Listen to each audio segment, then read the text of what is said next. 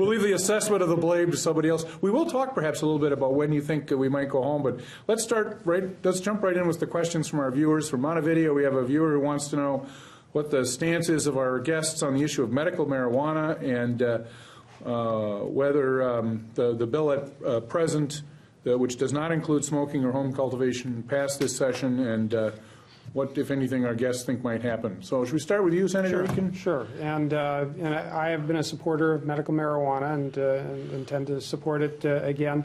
I actually was a co-author of the bill when it was passed a few years ago. We did pass a bill that was very narrowly focused. It was just for patients who were terminally ill that could use it, and it did pass. It was vetoed, however, and once again, the issue is back before us, and I don't think that it's going to be moving this year. We've already seen the passage of deadlines for committees, but I do think that it's going to continue to be an issue in the future. And I know the governor was talking about doing a study on the issue and trying to gather more information before moving forward on that issue.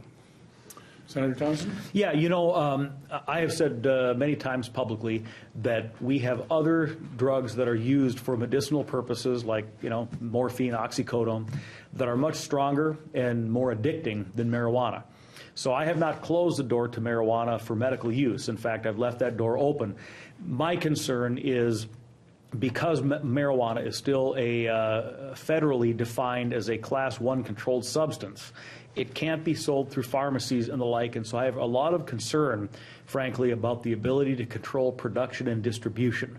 And I have not seen the latest iteration of the bill since it got changed somewhat, but the early on version I certainly could not have supported. So for me, it boils down to, I can conceive of a way that I could support that, but it doesn't seem to be in the pipeline now. And it's interesting, this Governor Dayton has gone back and forth on this 3 or 4 times. It kind of seems like the last person he talks to is who he's with, and at this point it seems like the last person he talked to is opposed to it. So I agree with Senator Eakin. It doesn't appear like it's going anywhere this session. And of course, because the legislature will be newly elected in November, any bills not passed die, and new bills would have to be introduced in January. Do I understand the process correctly? Yes. All right.